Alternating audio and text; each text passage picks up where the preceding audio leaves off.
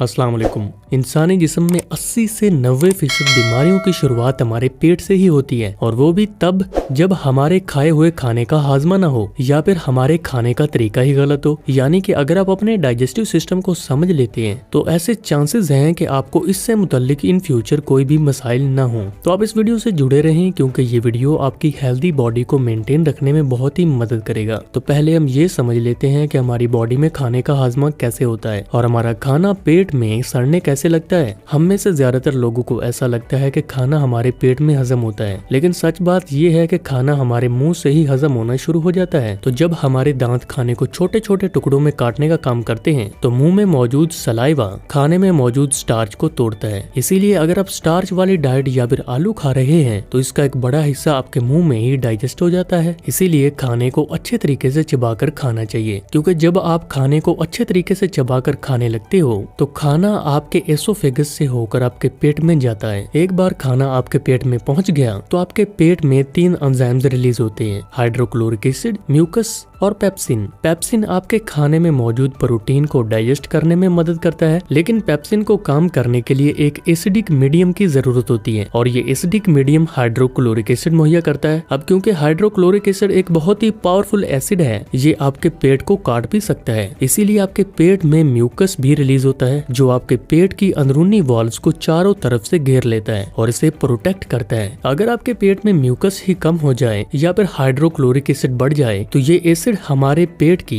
Inner valves को नुकसान पहुंचाने लगता है और हमारे पेट में एक तरह के छाले पड़ जाते हैं जिन्हें के अल्सर का नाम दिया जाता है। जब आपके पेट में ये तीनों ही एंजाइम्स आ जाते हैं तो पेट एक चर्निंग एक्टिविटी करने लगता है, यानी वो सिकुड़ता है और फैलता है। इससे पेट के एंजाइम्स खाने में चारों तरफ से मिल जाते हैं और खाना अच्छी तरह से डाइजेस्ट हो जाता है। अब यहाँ पर समझने वाली बात यह है कि अगर आप पूरा पेट भरकर खाना खा लेते हैं तो पेट को चर्निंग एक्टिविटी करने की जगह ही नहीं मिलती और वो खाना ज्यादा टाइम तक आपके पेट में पड़ा हुआ सड़ता रहता है। इसीलिए हमेशा कहते हैं कि पूरा पेट भरकर खाना नहीं खाना चाहिए, आपको पेट हमेशा थोड़ा खाली ही रखना चाहिए ताकि वो खाना मूव कर सके। पेट में 4-5 घंटे तक पड़े रहने के बाद आपका खाना वहाँ से निकलता है और फिर स्मॉल इंटेस्टाइन में जाता है। यहाँ उसका टाकरा होता है बाइल जूस से, जो कि आपके लिवर में पैदा होता है। बाइल जूस आपके खाने में मौजूद फैट को डाइजेस्ट करता है। इसके अलावा यहाँ पर आपके खाने में कुछ पैनक्रियाटिक और इंटेस्टाइनल जूसेस भी मिक्स हो जाते हैं जो प्रोटीन को डाइजेस्ट करने का काम करते हैं। इंटेस्टाइन में पेरिस्टोलिक मूवमेंट होता है जिसकी मदद से खाना आगे की तरफ मूव करता है। इसीलिए दोस्तों फिजिकल एक्टिविटी बहुत ही जरूरी है। जब आप फिजिकल एक्टिविटी करते हो तो इंटेस्टाइन्स के लिए पेरिस्टोलिक मूवमेंट और ज्यादा आसान हो जाता है। रास्ते में आपके स्मॉल इंटेस्टाइन्स की वाल आपके खाने के न्यूट्रिएंट्स को एब्जॉर्ब कर लेती हैं और आपके ब्लड सेल्स तक पहुंचा देती हैं। जो खाना सही से हजम नहीं हो पाता वो बाकी के वेस्ट मटेरियल के साथ आपकी लार्ज इंटेस्टाइन में चला जाता है और वहां से बाहर निकल जाता है। अब जब आप डाइजेशन के प्रोसेस को अच्छे तरीके से समझ चुके हो तो देखते हैं कि आप किस तरीके से अपनी ईटिंग हैबिट्स को इम्प्रूव कर सकते हैं, और ये वीडियो का सबसे अहम पार्ट है तो ध्यान से सुनिए। नंबर 1,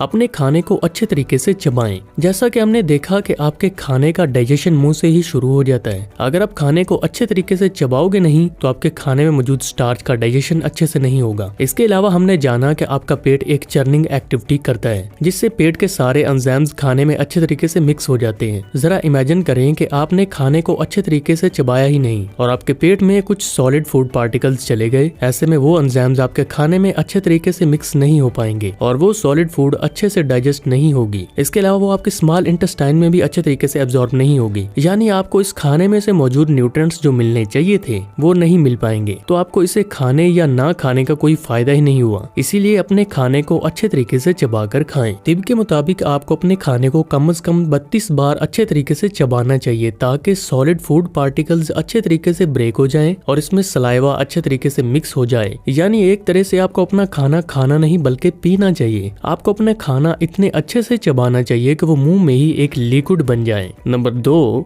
डोंट ओवर ईट। हमें लगता है कि ज्यादा खाना खाने से हमारे अंदर ज्यादा एनर्जी रहेगी, हम हेल्दी रहेंगे, लेकिन ऐसा नहीं है। आपको अपना खाना सिर्फ 80% कैपेसिटी तक ही खाना चाहिए। हमने देखा कि आपके पेट में एक चर्निंग एक्टिविटी होती है जिससे आपके पेट में मौजूद एंजाइम्स आपके खाने में मिक्स हो जाते हैं। इमेजिन करें कि आपका पेट पूरी तरह से खाने से भरा हुआ है और इसमें बिल्कुल भी जगह नहीं है। ऐसे में आपके पेट को चर्न करने खाने में प्रॉब्लम होगी। इसमें एंजाइम्स अच्छे तरीके से मिक्स नहीं हो पाएंगे और आपका खाना बिल्कुल भी हजम नहीं होगा बल्कि सड़ने लगेगा। और जब खाना सड़ने लगता है तो हमें एसिडिटी होने लगती है, मुंह से बदबू आने लगती है। इसीलिए आप कभी भी पेट भरकर मत खाइए। Number 3, don't drink water after food. किसी भी चीज के लिए पानी की भी खास लिमिटेशंस होती हैं। पानी की खास बात यह है कि ये हर चीज को डिल्यूट कर देता है और उसे कम इफेक्टिव बना देता है। दूध में पानी मिलाने से वो पतला हो जाता है और एसिड में पानी मिलाने से वो कम इफेक्टिव हो जाता है। जैसा कि हमने जाना कि हमारे पेट में काफी सारे एंजाइम्स रिलीज होते हैं, तो जब हम खाना ठीक खाने के बाद ही पानी पी लेते हैं तो हमारे ये सारे एंजाइम्स डिल्यूट हो जाते हैं, इनका असर कम हो जाता है, जिससे हमारा खाना सही तरह से डाइजेस्ट ही नहीं हो पाता। टिप में बताया गया है कि खाने के बाद हमारे पेट में एक बर्निंग प्रोसेस होता है जिससे खाना हजम हो पाता है। अब ऐसे में अगर आप पानी फौरन पी लेते हैं तो बर्निंग प्रोसेस नहीं होगा, तो खाना हजम ही नहीं होगा बल्कि सड़ने लगेगा। इसीलिए खाने से कम आधे घंटे बाद ही आपको पानी पीना चाहिए। Number 4, do some form of physical activity. दोस्तों, कोई भी काम या फिर फिजिकल एक्टिविटी आपको फिट रखने का बेहतरीन तरीका है, क्योंकि आजकल टेक्नोलॉजी की ज्यादा दस्तयाबी के बाइस हम बहुत ज्यादा लेजी और आरामदेह हो चुके हैं। हमारी जनरेशन का प्रॉब्लम ये है कि हम सारा दिन बैठे बैठे निकाल देते हैं। इसी वजह से हमारा ब्लड सर्कुलेशन खराब हो जाता है, हमारी इंटेस्टाइन्स में पेरिस्टोलिक मूवमेंट नहीं हो पाता। इससे हमारे खाने को आगे मूव करने में प्रॉब्लम होती है, जिससे वो खाना टाइम पर प्रोसेस नहीं हो पाता। इसीलिए जरूरी है कि आप दिन भर में थोड़ी सी फिजिकल एक्टिविटी करने की कोशिश करें। लिफ्ट की जगह पर स्टेयर्स यूज करें, मार्केट पैदल जाने या फिर साइकिल पर चले जाएं, या फिर अपनी गाड़ी को थोड़ा दूर पार्क करें ताकि आप मार्केट पैदल चलकर जा सको। अगर आप फोन में कोई भी टाइम पास कर रहे हो तो चलते चलते कर सकते हैं। नंबर 5, फाइबर वाली चीजें ज्यादा खाएं। जब आप एक एप्पल खाते हो तो कुछ टाइम के बाद एप्पल का सारा जूस निकल जाता है और आपके मुंह में सिर्फ फाइबर ही बाकी रह जाता है। ये फाइबर डाइजेस्टिव प्रोसेस को इम्प्रूव करने का काम करता है। हरी सब्जियों और फ्रूट्स में बहुत ज्यादा फाइबर पाया जाता है। जब आप फाइबरस फूड्स खाते हैं तो फूड आपके पेट में एक साथ अच्छे तरीके से मूव कर पाती हैं और आपका डाइजेशन भी सही तरीके से हो पाता है। अगर आप एप्पल छील कर खाओगे या सिर्फ इस फ्रूट का जूस पी रहे हो जिससे कि आपका पेट पूरी तरह से साफ नहीं हुआ, इसीलिए आप अपनी डाइट के साथ हमेशा कुछ न कुछ फाइबरस आइटम्स को जरूर रखिए। खाना खाने का आप एक सिंपल रूल भी याद रखें। अगर आप 100 साल पीछे चले जाते हैं, जो चीज सन 1900 से पहले थी आप उन्हें ज्यादा खाएं, जैसे कि दालें, सब्जियां, रोटी, ओट, मीट, फ्रूट वगैरह। जो चीजें साल 1900 से पहले एग्जिस्ट तो करती थी लेकिन लोग उसे कम खाते थे, आप उसे भी कम खाओ, जैसे कि शुगर और हर वो चीज जो कि सन 1900 से पहले एग्जिस्ट ही नहीं करती थी, आप इन्हें जितना ज्यादा हो सके अवॉइड करने की कोशिश करो। इस कैटेगरी में आपके तमाम तर प्रोसेस्ड फूड आइटम्स और जंक फूड शामिल हैं। अगर आप इस सिंपल से रूल को फॉलो करते हैं तो आपको पेट से मुताल्लिक कोई भी प्रॉब्लम नहीं होगी। हेल्दी और फिट रहने के लिए इन बातों का आपको ख्याल रखना जरूरी है, क्योंकि हमारे आजकल के अनहेल्दी लाइफस्टाइल में हमारे खाने पीने की आदत की वजह से हमें निजाम हाजमा से मुताल्लिक और कई किस्म की बीमारियों का सामना करना पड़ता है। तो अगर आज का ये वीडियो आपको पसंद आया हो, आपके लिए यूजफुल साबित हुआ हो, तो इसे लाइक और शेयर करना बिल्कुल भी ना भूलिए, ताकि हमें भी पता चले कि कितने लोगों को ये वीडियो पसंद आया है। और मजीद ऐसे वीडियोस के लिए चैनल को सब्सक्राइब कर लीजिए। तो मिलते हैं आपसे अगले वीडियो में। शुक्रिया।